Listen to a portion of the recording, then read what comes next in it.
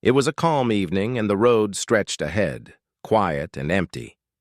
Angela Carter, a confident woman in her 40s, was driving her sleek black Tesla home after a long day. The hum of the car was soothing, and for a moment she let herself relax. She thought about her new role as the police commissioner, a position she had worked her whole life to achieve. Her heart swelled with pride, but she knew the weight of responsibility that came with it. Suddenly, red and blue lights flashed in her rearview mirror, cutting through the darkness like a blade. A sharp siren blared, and her heart skipped a beat. "Why am I being pulled over?" she muttered to herself, her hands tightening on the steering wheel. Angela signaled and gently pulled her car to the side of the road. The quiet evening had turned tense in an instant. As the flashing lights reflected off her side mirror, she took a deep breath, trying to stay calm.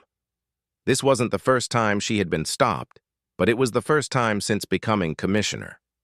She glanced at the badge lying on the passenger seat and thought, "Do they even know who I am? Or does it matter?" Footsteps approached her car, heavy and deliberate. Her stomach tightened, but her face remained composed. Through the window, she saw the shadow of a police officer. His posture was firm, his hand resting near his holster. Angela could feel her pulse quicken.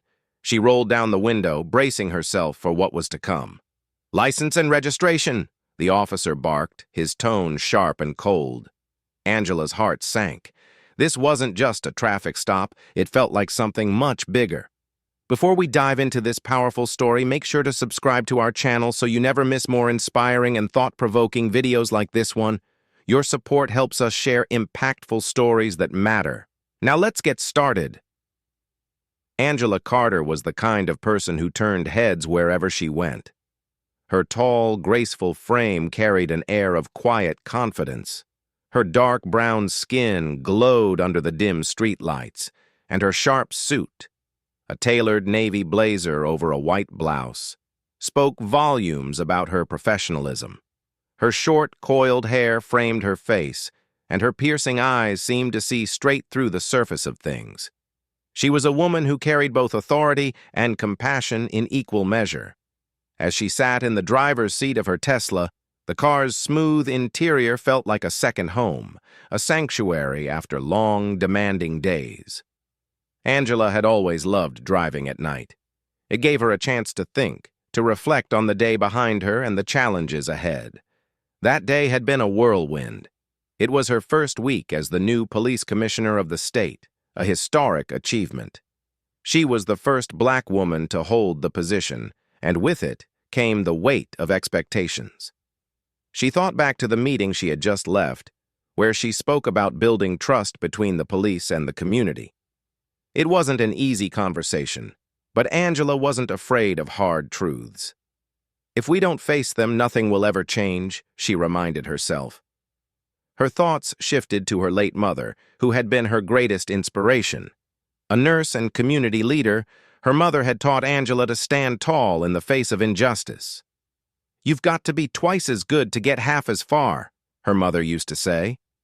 That lesson had been painfully true, but it had also made Angela stronger. Yet tonight, Angela felt a strange heaviness. No matter how far she had come, there were moments when the world reminded her of the battles that weren't hers to choose. She noticed the quiet suburban streets outside her window, neat rows of houses with their porch lights glowing, kids' bikes lying on front lawns, and the faint hum of crickets filled the air. It looked peaceful, but Angela knew appearances could be deceiving. She thought about the times she had been stopped by police before, times when she wasn't the commissioner, when she was just another black woman trying to go about her day. The looks, the tone, the underlying assumptions, they all left invisible scars. Even now, with her position of power, she couldn't shake that unease. "Some people will see me for who I am, and others will only see what they choose to see," she thought. Angela's grip on the wheel tightened as the flashing lights in her rearview mirror pulled her back to the present. She took another deep breath, willing herself to stay calm. The officer was getting closer now. Her mind raced with questions. Was this about my car? My plates? Or was it just me? Angela rolled down her window, the cool night air brushing her face. The officer leaned down, his expression unreadable, but his body language spoke volumes. His shoulders were squared, his stance firm, and his hand hovered just a little too close to his holster. Angela noticed these details immediately, small signs she had trained herself to read over the years. License and registration. The officer said, his voice clipped and devoid of warmth. He didn't greet her, didn't offer an explanation for the stop. His tone wasn't just official. It carried an edge of authority that felt unnecessary, even hostile. Angela stayed calm, keeping her hands visible on the steering wheel. "Good evening, officer," she said politely. Her voice was steady, but there was a slight edge of weariness beneath her composed exterior. She wasn't just tired from the day. She was tired of moments like these. The officer didn't respond to her greeting. Instead, he repeated his demand, sharper this time. "License and registration, ma'am." Angela nodded and reached for her purse on the passenger seat. "Of course," she said, moving slowly and deliberately. She knew the drill. Every movement was careful, calculated to avoid giving the officer any excuse to escalate the situation. As she handed over her driver's license and registration, Angela couldn't help but notice the way the officer looked at her. His gaze flicked over her, not with curiosity, but with something that felt like suspicion. He glanced at her license for a moment before focusing back on her face. "This your car?" he asked, his tone neutral but his eyes narrowing slightly. "Yes, it is," Angela replied evenly. The officer raised an eyebrow. "A Tesla, huh?" His words weren't overtly accusatory, but there was something in the way he said them, a hint of disbelief, as if someone like her didn't belong in a car like that. Angela held his gaze, unflinching. "Yes," she said again, her tone polite but firm. "It's my car." The officer looked at her registration and license again, as though searching for something to confirm his suspicions. "You live around here?" he asked, his eyes darting to the street beyond her car. "Yes, officer, I do," Angela replied, her patience wearing thin. "Is there a problem?" For a moment he didn't answer. Instead, he took a small step back, glancing over her car as if inspecting it for signs of wrongdoing. Angela could feel the tension thickening in the air. She had done nothing wrong, she knew that, but the way the officer acted made it clear that he assumed otherwise. "I pulled you over because you didn't signal when you turned back there," the officer finally said, though his tone lacked conviction. It sounded like an excuse, a reason conjured to justify the stop after the fact. Angela raised an eyebrow. "I'm pretty sure I did signal," she said, still keeping her voice calm. "But if I didn't, I apologize." The officer's lips tightened. "I'll be the one to decide that," he said curtly. His hand moved to his notepad and he began scribbling something down. Angela's grip on the wheel tightened, but she kept her composure. She had dealt with moments like this before, moments where authority wasn't just exercised but wielded like a weapon. Her mind flashed back to the countless stories she had heard, the statistics she knew too well. This wasn't just about a missed signal. It was about power, perception, and prejudice. "Is there anything else, officer?" Angela asked after a moment, her tone still polite but with a quiet strength that hinted she wasn't intimidated. The officer paused, looking at her again. For the first time, there was a flicker of uncertainty in his eyes. Angela could see the gears turning in his head. He was trying to figure her out, to put her in a box that made sense to him. But Angela didn't fit into boxes. Not anymore. The silence stretched between them, heavy and charged. Finally, the officer spoke again, though his voice wasn't as firm as before. "Wait here," he said, stepping away and heading back toward his patrol car. As Angela watched him go, her mind raced. She knew she had to handle this carefully, but she also knew she couldn't let this moment pass without standing up for herself and for everyone else who had faced the same treatment. Angela sat in her car, watching the officer in her rearview mirror as he returned to his patrol car. Her fingers tapped lightly on the steering wheel, a steady rhythm that mirrored her thoughts. Why does this feel like more than just a routine stop? She wondered. The street was still quiet, the occasional chirp of crickets breaking the silence. But there was an unease in the air, thick and heavy, that made it hard to breathe. The officer returned a few minutes later, his steps slower this time, as if he were savoring his control over the situation. Angela noted his body language, the way his chest puffed out slightly, his hand once again resting near his holster. It was subtle but deliberate, a show of authority meant to intimidate. "Step out of the car, ma'am," he said, his voice firm. Angela's brow furrowed, but she maintained her composure. "Is there a specific reason you're asking me to step out, officer?" she asked calmly, though her heart began to race. "It's standard procedure," he replied curtly, not meeting her gaze. Angela knew that wasn't true. Standard procedure for what? A supposed missed signal, she thought, but she didn't argue. Instead, she nodded and slowly opened the car door. As she stepped out, the cool night air hit her skin, and she stood tall, her back straight and shoulders squared.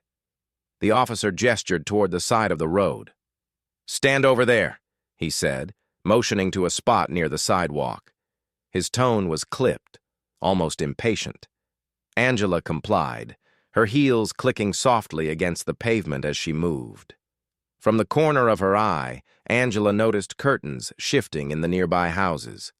Porch lights flickered on, and a few neighbors stepped out onto their lawns, curious about the commotion. A small crowd began to form, people whispering, their eyes darting between Angela and the officer. The officer began pacing in front of Angela, his notepad in hand. "Where were you headed tonight?" he asked, his tone casual but loaded with an undercurrent of doubt. "Home," Angela replied simply. "And where's that?" he pressed, glancing up from his notepad. Angela took a deep breath. "I live in this neighborhood, officer," she said, her voice steady but firm. "Just a few streets over." He didn't respond right away, his eyes narrowing slightly as he scribbled something down. Then he looked back up. "Do you work around here?" he asked, the disbelief in his tone barely concealed. Angela's jaw tightened, but she kept her expression neutral. "Yes," she said, meeting his gaze. "I'm the police commissioner." For a brief moment, the officer froze, his pen hovering above his notepad. The corners of his mouth twitched, as if he were trying to suppress his reaction. "Commissioner," he repeated, his tone skeptical. "You expect me to believe that?" Angela crossed her arms, her patience wearing thin. "Yes, officer," she said firmly. "And I'd appreciate it if you treated me with the respect that role deserves." The crowd murmured softly, their whispers growing louder as they heard Angela's words. A man standing near the edge of the street pulled out his phone, aiming it toward the scene. Angela noticed but didn't react. She knew this moment wasn't just about her anymore. The eyes of her community were on her. The officer's face reddened slightly, but he quickly masked it with a tight-lipped expression. "Let's see some proof," he said, his voice challenging. Angela nodded. "My badge is in my car," she said, gesturing toward the Tesla. "I'll grab it for you."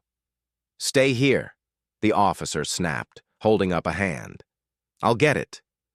Angela watched as he walked back to her car, his movements jerky and hurried. She could feel the crowd's eyes on her, their silent support giving her strength.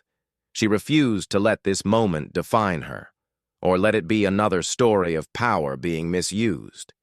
The officer opened her car door and leaned inside.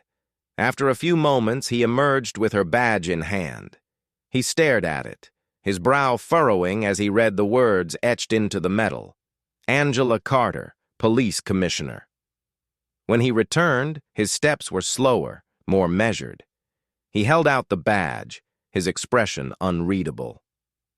"This checks out," he muttered, almost reluctantly. "Of course it does," Angela replied evenly, taking the badge and tucking it into her pocket. The murmurs in the crowd grew louder, and Angela turned slightly, making brief eye contact with a few of the onlookers. She saw a mixture of emotions: pride, anger, and quiet hope. She took a deep breath, grounding herself in the moment. The officer cleared his throat, shifting uncomfortably.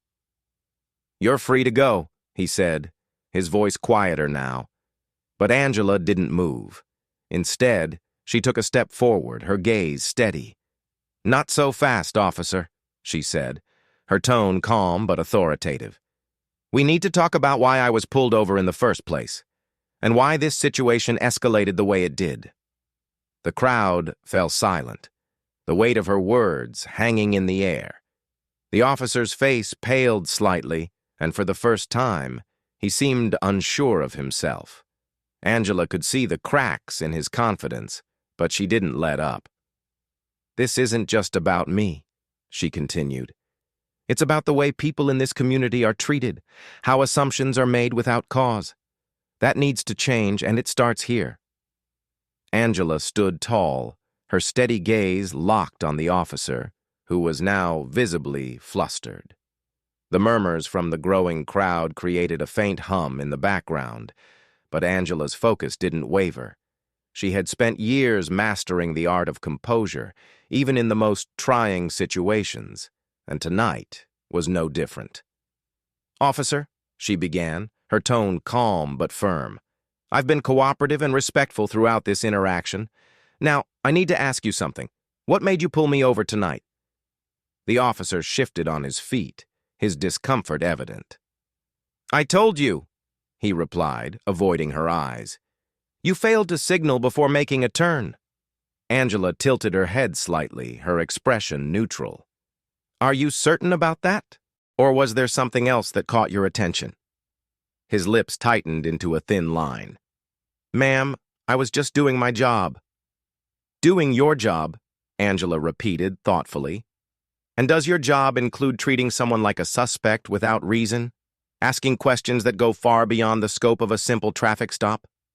Her voice was still steady, but there was an edge now, a quiet strength that commanded attention. The officer hesitated, his confidence beginning to falter. "Look," he said defensively, "I didn't know who you were." Angela raised an eyebrow. "And if I weren't the police commissioner, would that make my treatment here any less concerning?" The officer blinked, visibly caught off guard. "Wait," he said, his voice quieter now. "You're the police commissioner?" Angela gave a single measured nod. "That's right," she said, reaching into her pocket and holding up her badge for the crowd to see. "Angela Carter, newly appointed commissioner for this state." The officer's face flushed a deep red. His mouth opened as if to say something, but no words came out.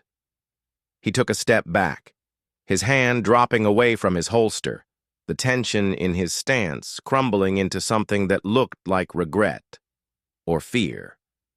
The shift in power was palpable.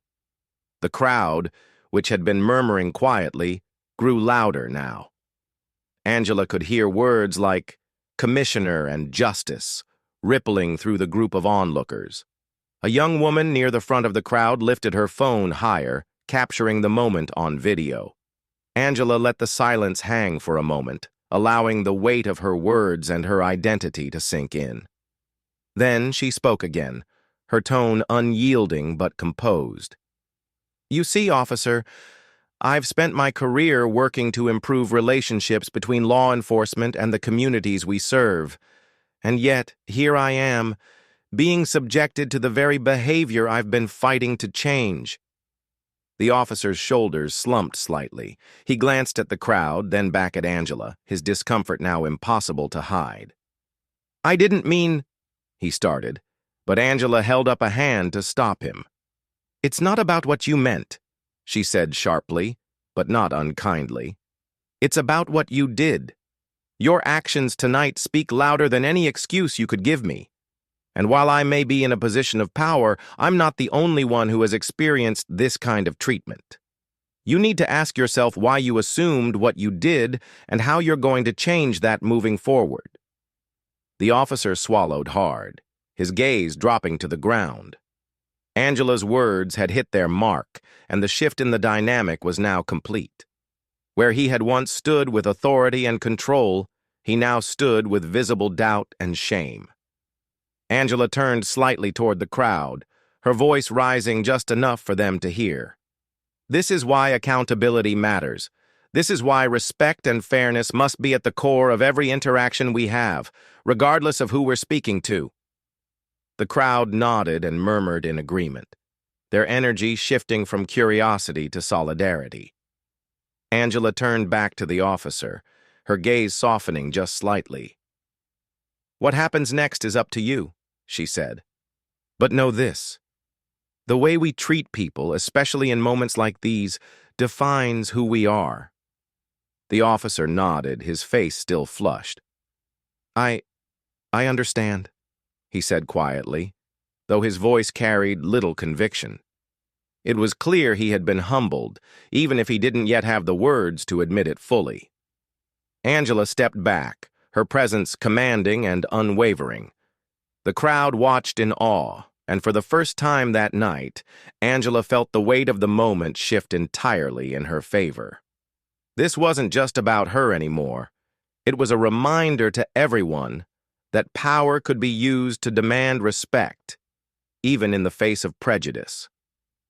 Angela took a step forward, her steady gaze locked on the officer, who now stood with his shoulders slightly hunched, visibly unsure of himself. The air was thick with silence, save for the murmurs of the crowd. Angela could feel the weight of the moment, not just for herself, but for everyone watching. She wasn't just a woman asserting her dignity. She was a leader carrying the hopes of her community.